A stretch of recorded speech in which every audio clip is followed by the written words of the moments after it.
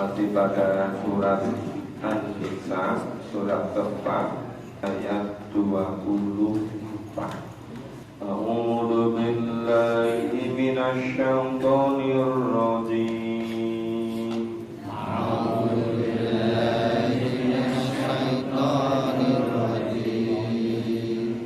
Bismillahirrahmanirrahim.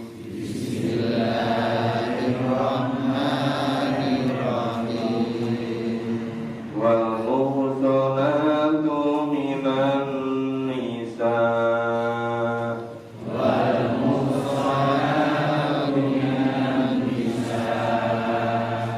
illa ma malakat aymanukum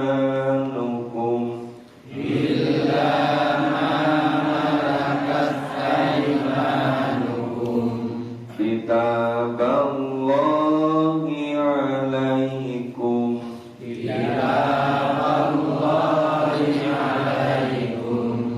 wa uhilla lakum ma wara'a dzalikum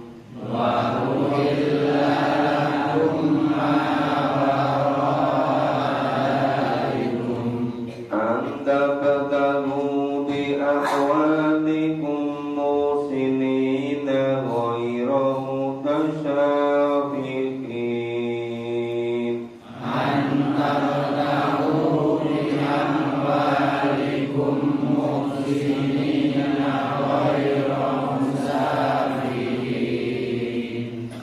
wa mastamtatum bihi minhunna fa'atuhunna ujurahunna fariḍah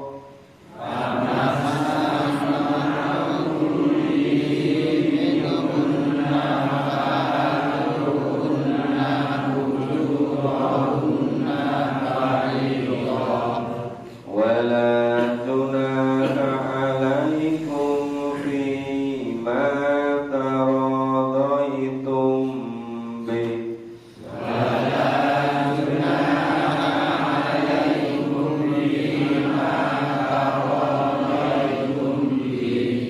min ba'dil fariḍah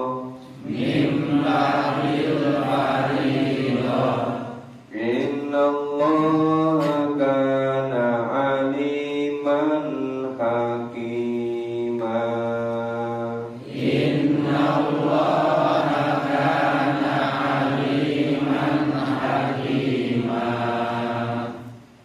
ya, kita lihat kemarin ayat 22-23 itu wanita-wanita yang tidak boleh dinikahi. Kemudian ditambah ayat 24, wal muhsanatu minan nisa, dan dikalahkan juga mengawini wanita yang bersuami. Jadi kalau wanita masih bersuami tidak boleh dinikahi. Ila ma malakat aymanukum, kecuali budak-budak yang kamu miliki. Ini zaman sekarang sudah tidak ada. Jadi kalau dulu itu budak-budak perempuan yang kamu miliki itu misalnya ketika terjadi peperangan, kemudian wanita-wanita menjadi tawanan perang, sedang laki-lakinya sudah terbunuh atau melarikan diri. Yang jadi tawanan perang itu kemudian dijadikan budak. Nah, itu boleh dinikahi. Maka ilama malakat aymanukum, kecuali budak-budak yang kamu miliki. Kitaballahi alaikum, itulah ketetapan keputusan dari Allah aturan dari Allah itu seperti itu, maka memang tidak mudah menerima ketentuan Allah, tidak mudah menerima aturan dari Allah. Wa ukhilla lakum ma wara'a dzalikum, dan dihalalkan bagi kamu selain yang demikian, selain yang ada di ayat 22, 23 dan 24 tadi. Itu boleh, ya, antam tahu bi amwalikum muhsinina ghairu musafihin, yaitu mencari istri-istri dengan hartamu untuk dikawini, bukan untuk berzina. Nah, jadi kalau muhsinina boleh, tapi kalau musafihin tidak boleh. Jadi kalau mencari istri untuk dinikahi itu boleh, tapi kalau mencari istri untuk dijadikan atau mencari wanita untuk berzina itu yang tidak boleh. Maka istilahnya ghairu musafihin. Jadi Islam itu betul-betul mengatur keluarga supaya teratur, supaya jelas nasabnya, jelas hak kewajibannya, jelas tanggung jawabnya, jelas kedudukannya. Maka sangat tegas ini Allah mengaturnya. Famas tamtatum bihi min hunna fa'atuhunna ujurahunna farido. Maka istri-istri yang telah kamu campuri di antara mereka, berikanlah kepada mereka maharnya dengan sempurna sebagai suatu kewajiban, ya farido, harus diberikan maharnya. Nah, wala junaka alaikum fima taradaitum bihi min ba'dil farido. Nah, kecuali misalnya itu tidak mengapa jika kamu telah sepakat, telah saling merelakannya sesudah misalnya ditentukan maharnya, tetapi kemudian ada kesepakatan apa mau ditambah, apa mau dikurangi, atau tidak dibayarkan, asal rela sama rela silahkan. Tapi di situ itu syaratnya itu mimbadil farido, sudah sama-sama paham, sudah sama-sama kemauannya. Innallaha kana aliman hakimah, sesungguhnya Allah Maha mengetahui lagi Maha bijaksana. Jadi ketentuan Allah, ya, kitaballahi alaikum tadi, ketetapan ketentuan Allah untuk kamu ini kalau dijalankan itu nanti yang alami bahagia sejahtera ya orang-orang yang mengamalkan itu gitu. Maka itu innal wa kana aliman hakiman, sesungguhnya Allah Maha mengetahui lagi Maha bijaksana. Kita baca berikutnya. A'udzu billahi minasy syaithanir rajim. A'udzu billahi minasy syaithanir rajim. Wa man lam yastati' minkum tawla, wa man lam yastati' minkum tawla ayankihal muhsanatil mu'minat, ayankihal muhsanatil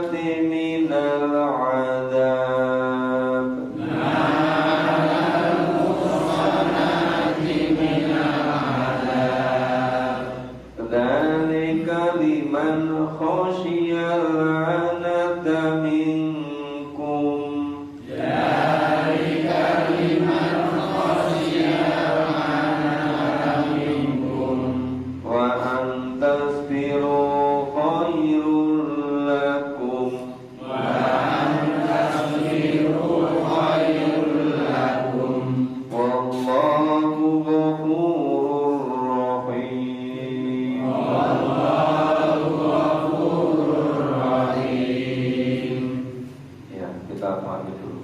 Wa malam yastati minkum taula ayang kikal muhsonatil mu'minah.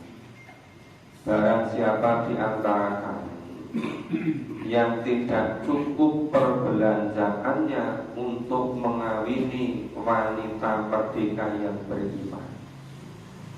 Jadi misalnya kalau mau nikah dengan wanita yang merdeka yang beriman, itu misalnya harus pakai mahar ini, nanti harus memenuhi kewajiban ini. Ternyata tidak mampu gitu. Nah, kalau tidak mampu, famimma malakat aimanukum min fatayatikumul mu'minah, maka ia boleh mengawini budak-budak yang kamu miliki. Jadi kalau nggak mampu menikahi wanita yang merdeka yang beriman, boleh menikahi wanita budak-budak, tapi juga harus yang beriman. Kemudian Allah a'lamu biimanikum, Allah mengetahui keimananmu. Ba'dukum min ba'al, sebagian kamu adalah sebagian yang lain.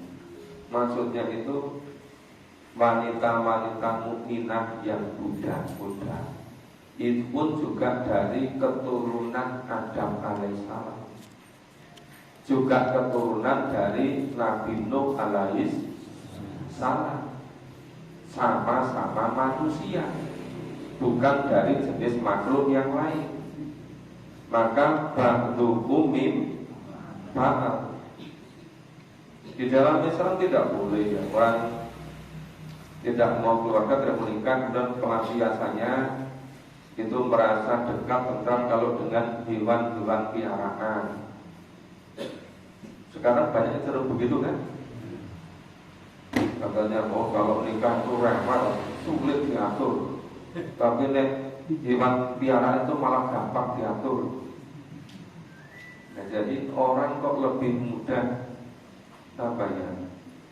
membentuk keluarga dengan binatang ternak, hewan piaraan, merasa lebih mudah diatur. Mungkin karena frustasinya komunikasi dengan orang, makanya tidak bisa hidup bersama orang, merasa lebih enjoy kalau hidup dengan hewan piaraan. Padahal Allah berfirman ba'dukum min ba'd. Jadi wanita-wanita yang mukminah yang jadi budak-budak, jadi hamba saya, itu juga dari jenismu, dari keturunan Nabi Adam, dari keturunan Nabi Nuh itu. Maka fankihuhunna bi'izni ahlihinna wa atuhunna ujurahunna bil ma'ruf. Nah, karena itu kawinilah mereka dengan seizin tuan mereka, seizin pemiliknya. Kalau dia itu hamba saya, ya mau menikahi hamba tadi, budak belia tadi, izin sama tuannya, izin sama pemiliknya. Kemudian berilah mas kawin mereka menurut yang pantas. Ya wajarnya kan berbeda itu. Kalau mahar pada wanita yang merdeka itu jauh lebih tinggi, jauh lebih mahal dibandingkan dengan wanita budak. Ya, akan lebih bagus setelah dinikahi terus dimerdekakan. Ya, memerdekakan itu yang pahalanya banyak gitu. Sedang mereka pun wanita-wanita yang memelihara diri. Jadi syaratnya yang dinikahi tadi, budak-budak wanita tadi yang mukmin, yang mukminah, yang memelihara diri, bukan pezina, dan bukan pula wanita yang mengambil laki-laki lain sebagai piaraannya. Jadi ada wanita jadi piaraan laki-laki. Jadi yang namanya simpanan ternyata bukan hanya berupa materi. Jadi yang disimpan itu yang bisa bernafas. Nah ini di Quran sudah begini. Wanita tadi memelihara diri, bukan pezina, bukan pula wanita yang mengambil laki-laki lain sebagai piaraannya. Nah, setelah itu nikah, apabila mereka telah menjaga diri dengan kawin, ya, jadi sudah dinikahi, kemudian mereka mengerjakan perbuatan keji, misalnya sudah nikah, kemudian mereka zina, maka atas mereka separuh hukuman dari hukuman wanita merdeka yang bersuami. Jadi sama-sama wanita yang bersuami, tapi kalau wanita tadi merdeka itu lebih berat, tapi kalau hamba sahaya itu separuhnya hukumannya. Nah, kebolehan mengawini budak itu. Jadi di sini itu sudah kalimat khosiyal anaka minkum antas biru khairul lakum. Jadi kebolehan menikahi wanita budak itu adalah bagi laki-laki yang takut pada kesulitan menjaga diri. Jadi bisa khawatir nanti bisa berbuat dosa, daripada berzina. Itu jalan keluarnya menikahi budak yang beriman. Dan itu bisa lebih menjaga diri, bisa lebih hati-hati. Tetapi wa antas biru khairul lakum. Nah, tetapi jika bisa bersabar, itu lebih baik bagimu. Bersabar itu artinya menahan diri, tidak berbuat zina, tidak usah menikahi wanita yang budak, misalnya dengan cara berpuasa. Kalau bisa begitu, itu khairul lakum, itu lebih baik bagi kamu. Nah, tapi ini kita pahami sebagai yang terjadi di dunia Islam ketika itu. Tapi sekarang kan nggak ada perbudakan, berbuat dalam pengertian yang jadi hamba sahaya dijual belikan. Wallahu ghafurur rahim. Dan Allah Maha Pengampun lagi Maha Penyayang. Kita baca berikutnya. A'udzu billahi minasy syaithanir rajim. A'udzu billahi minasy syaithanir rajim. Yuridullahu liyubayyina lakum.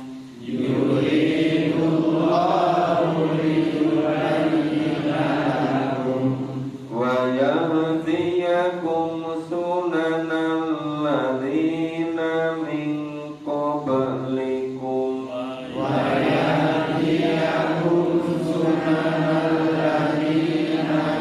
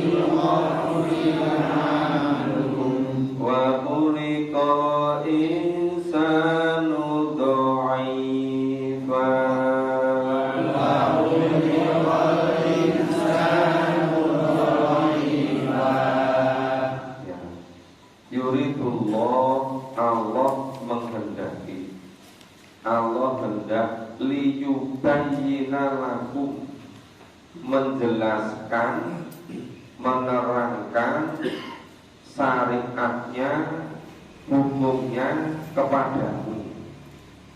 Wayahdiyakum sunanal ladzina min qablikum, dan Allah menunjukimu, ya, memberi petunjuk kamu ke jalan-jalan orang yang sebelum kamu.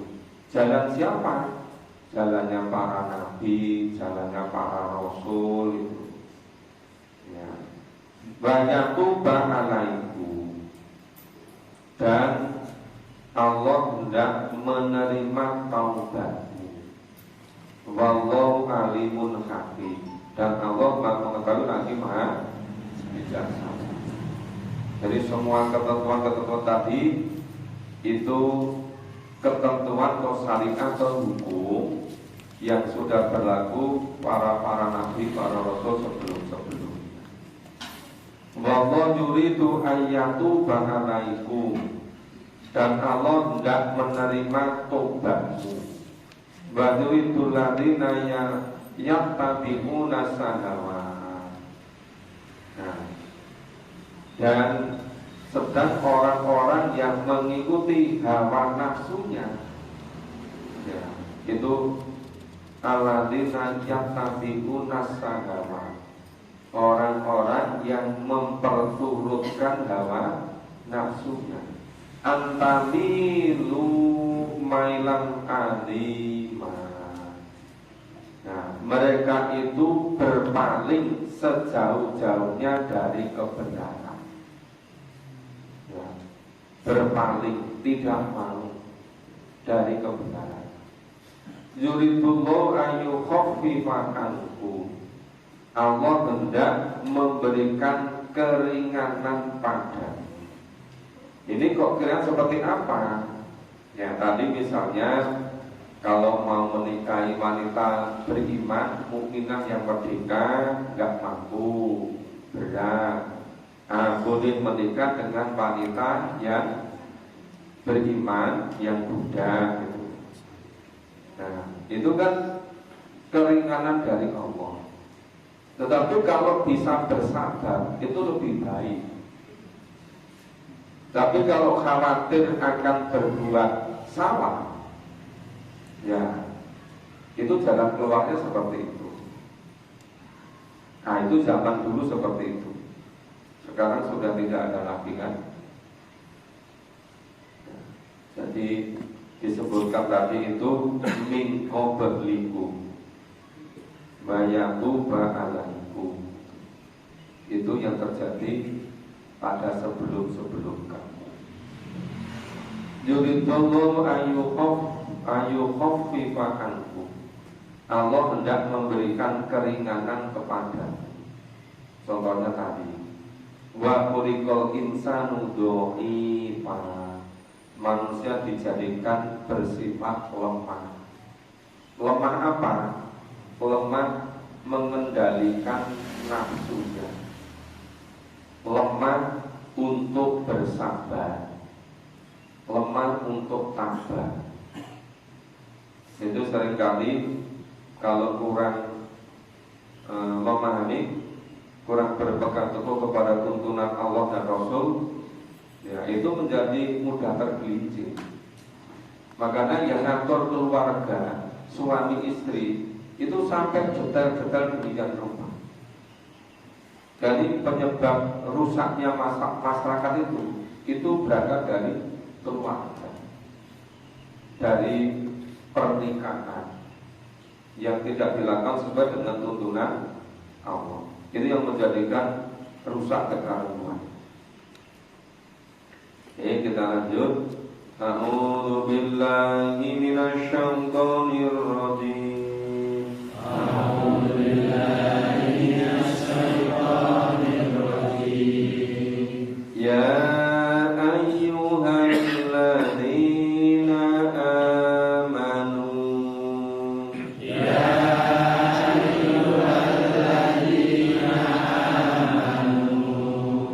la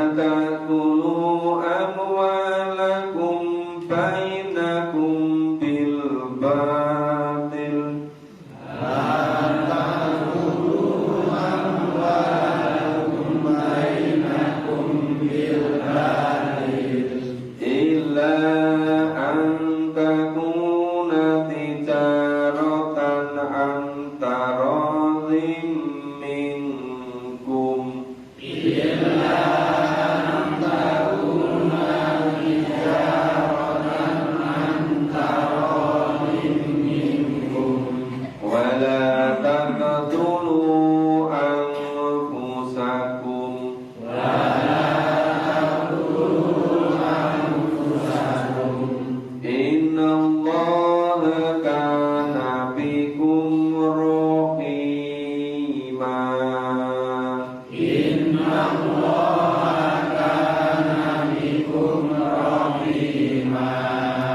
Wa man yaf'al dzalika mudwanan wa dzulma.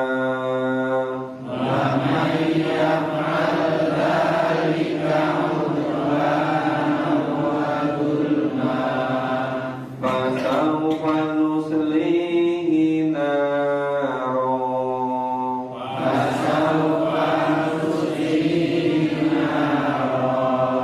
Wa kana dzalika 'alallahi yasira.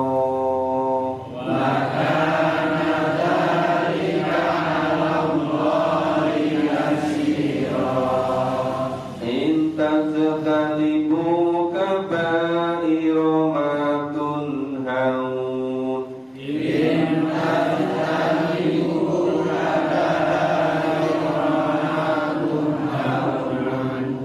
Ma tunhaun anhu nukaffir ankum sayyi'atikum.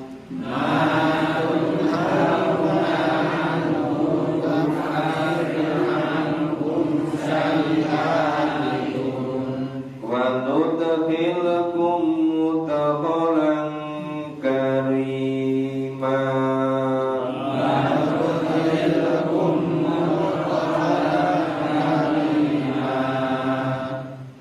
Setelah dari awal itu berisi tentang bagaimana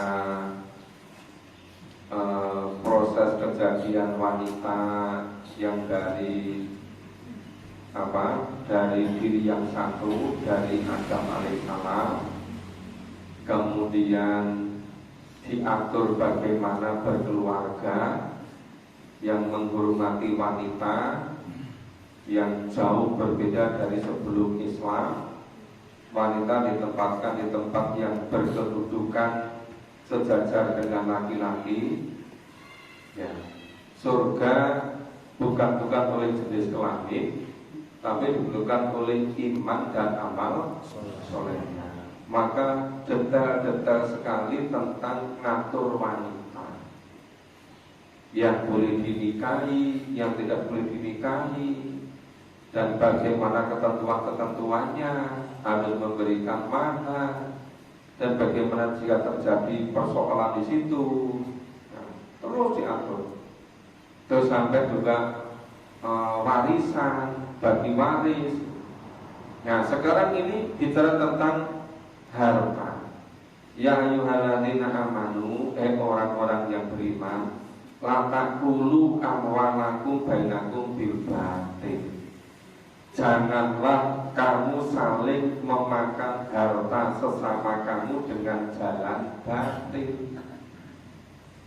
Misalnya dengan cara mencuri, dengan cara merampok, dengan mengambil hak yang bukan haknya, itu namanya bil batil.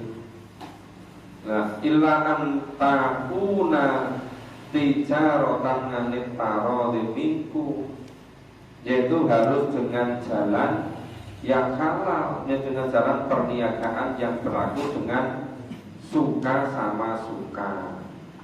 Ya, antara ridho, saling ridho satu dengan yang lain. Tidak boleh jual beli itu ada yang tertekan, ada yang merasa terintimidasi harus beli. Itu tidak boleh begitu. Maka tarodhim minkum. Jadi walaupun perdagangan kalau terjadi dengan intimidasi, dengan cara misalnya memaksa, itu juga nggak boleh. Jadi harus antakuna tijaratan antara dan minggu. Ya, wala taqtulu anfusakum. Ini lain lagi. Dan janganlah kamu membunuh dirimu. Jadi dalam Islam sama sekali tidak boleh kan namanya bunuh diri. Nah, ini ketika banyak orang Indonesia yang tergila-gila dengan cara hidup selain Islam. Misalnya cara hidup ala Jepang.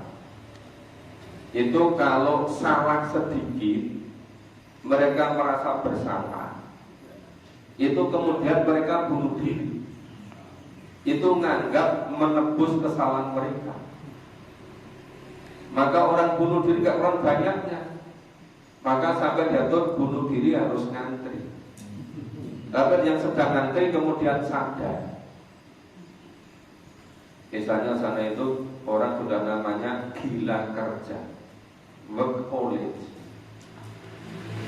Karena gila kerja biasanya kerja dari pagi sampai jam 10 malam. Ketika penjualan agak berkurang, agak lesu, perusahaan ingin mengurangi produktivitasnya. Jam kerjanya dikurangi. Biasanya pulangnya jam 10 malam, ini diajukan pulangnya jam 7 malam, jam 19. Itu banyak yang merasa sudah tidak dianggap orang penting lagi, sudah dianggap tidak berguna. Kemudian banyak yang bunuh diri. Berbeda dengan kita, kalau disuruh supaya tidak lembur, wah malah seneng. Lebih senang lagi kalau nggak kerja dibayar. Tapi mereka tabu gitu, nggak mau, terbentuk sudah dari turun temurun. Jadi kalau berguna bagi yang lain itu merasa terhormat. Itu apa itu budaya seperti itu. Dan ini kenapa mereka dilarang bunuh diri? Ya, tidak boleh membunuh orang lain, ya juga nggak boleh. Ya, kecuali karena misalnya karena berbuat dosa besar kemudian mengeluarkan hukuman. Di luar itu nggak boleh, harus dilindungi gitu. Maka wala taqtulu anfusakum innallaha kana bikum rahima. Sesungguhnya Allah Maha Penyayang kepada. Ini hubungannya apa? Tadi masalah keluarga, masalah ngatur ekonomi, masalah supaya secara halal. Kok tahu dilarang bunuh diri? Ternyata banyak orang bunuh diri itu masalah keluarga. Ternyata banyak juga orang bunuh diri masalah harta, masalah materi, masalah gengsi. Wong cuma mau masuk ke toko, tokonya sedang dibersihkan, cuma diloke supaya sandalnya dilepas. Itu sing punya sing malah dibunuh. Iya kan? Ini repotnya kemajuan ekonomi, materi. Itu kalau tidak disertai dengan tuntunan Allah dan Rasul, gampang bunuh-membunuh. Banyak terjadi di negara-negara barat kan? Banyak terjadi. Kenapa? Karena nggak yakin kalau semuanya bertanggung besok hidup di akhirat. Kalau orang beriman sangat hati-hati, karena hidup yang sebenarnya adalah hidup besok di alam akhirat. Bahwa masalah keluarga bisa terjadi pada siapa saja. Masalah keberatan, terlilit, masalah hutang, ekonomi bisa terjadi pada siapa saja. Tapi jalan keluarnya bukan dengan cara bunuh diri. Itu sama sekali tidak dibenarkan dalam Islam. Mungkin kalau orang tidak begitu kuat imannya, merasa kalau sudah bunuh diri sudah selesai masalah gitu. Padahal itu menjadikan masalah jauh lebih berat, jauh lebih besar. Maka dalam dilarang wala taqtulu anfusakum. Tidak boleh, itu larangan gitu. Tapi seringkali ini biasanya orang itu semakin maju dari dunia ini, kurang diimbangi dengan keimanan, itu biasanya mudah goncang kestabilan psikisnya, kejiwaannya, bersifat emosional, menjadi orang yang menjadi orang yang penting, yang menjadi orang yang kaya gitu. Ya, kadang-kadang itu merendahkan yang lain. Kemudian merasa direndahkan, bisa berbuat nekat seperti itu. Nah, itu sama sekali tidak boleh kan. Nah, maka bahwa yang dzalika mutwana wa dzulma. Barang siapa yang berbuat demikian dengan melanggar hak dan aniaya, maka Allah telah akan memasukkannya ke dalam neraka. Fasaufa nuslihi naro. Jadi barang siapa yang berbuat dengan melanggar hak dan aniaya, maka Allah akan memasukkan orang-orang seperti itu ke dalam neraka. Bahkan ada Allah yasiro, yang demikian itu bagi Allah sipil, sangat mudah, gitu kan? Yang cilik-cilik itu kan sipil, gak ada jawab ASN, PNS gitu. Kalau pada sipil itu gampang gitu loh, ya kan? Maka bahkan dzalika 'alallahi yasiro. Nah, intan setanibu kaba'ira ma tunhauna anhu nukaffiru ankum sayyi'atikum. Jika kamu menjauhi dosa-dosa besar di antara dosa-dosa yang dilarang, ya kamu yang dilarang mengerjakannya, niscaya Allah menghapus kesalahan-kesalahan. Nukafir ankum sayyi'atikum. Nanya itu kembali pada Allah. Niscaya Allah akan mengampuni, niscaya Allah akan menghapus dosa-dosamu, akan memberi maghfirah. Baru ilhum mutaqalan karimah, dan Allah akan memasukkan kamu ke tempat yang mulia. Tempat yang mulia itu apa? Surga. Karena di akhirat hanya ada dua tempat.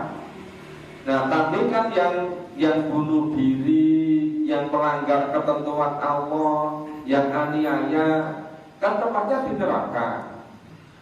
Nah, ini sebaliknya yang orang yang menjauhi dari perbuatan dosa, ya, orang-orang yang mau bersabar menahan diri, nah, yaitu dikendalikan biasa karena kekuatan iman.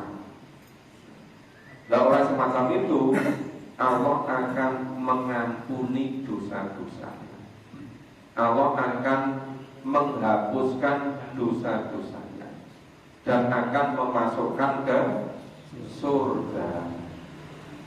Maka saya katakan di dunia itu sebetulnya hanya ada dua kelompok orang. Satu kelompok yang hidupnya sepenuhnya percaya dan berusaha mengikuti tuntunan Allah dan Rasul. Maka karena percaya, karena iman, berusaha memahami dan berusaha mengamalkan. Itu sekelompok. Kelompok yang lain udah nggak peduli, sudah semaunya, nggak mau ngikuti tuntunan Allah dan Rasul. Nek diomongi, mungkin disi-disi yo begini orang popo, mungkin rasa aneh-aneh. Padahal maunya itu, ya namanya proses, setiap zaman punya kekurangan, punya kelebihan. Nah, ketika era sekarang, zaman sekarang punya kesempatan untuk memahami tuntunan Allah dan Rasul, mestinya berusaha memahami. Ya, nah biasanya orang-orang yang paham, ya tentu akan ada perubahan-perubahan dibandingkan dengan orang-orang yang tidak paham. Nah, itu yang seringkali Katanya nanti kalau memahami Quran, jadi ngerti Quran, menyebabkan berbeda. Ya memang Quran itu furqan, pembeda. Lah orang yang sudah memahami Quran sampai selesai tamat kok perbuatannya sama saja dengan yang tidak ngerti sama sekali. Loh, apa fungsi Quran kalau begitu? Iya kan? Ya itu konsekuensi. Ya, itu hikmah secara langsung terjadi seperti itu. Ini sampai ayat 31. Oh, besok pagi kita lanjutkan ayat 32. Allah yang mengasihi, walakot yang sanal Quran al-Lidhi, dan sungguh Allah memudahkan Al-Quran. Maka jangan mudah-mudah katakan gak mampu. Apa aja katakan mudah kok. Iya kan? Tapi yang bulan-bulan nulis Arabi kita kepada gatek loh Pak. Ya gak apa-apa. Kalau kan belum bisa tulis, ya gak usah ditulis, digambar saja. Belum bisa gambar, ya tinggal dulu aja caranya. Oh ternyata nulisnya songkol kanan gitu. Ya dari kiri nggak apa-apa. Asal tekun, Allah akan membukakan jalan. Allah akan memudahkan. Terima kasih, semoga bermanfaat. Kita akhiri bersama dengan baca hamdalah dan doa berdoa. Alhamdulillah.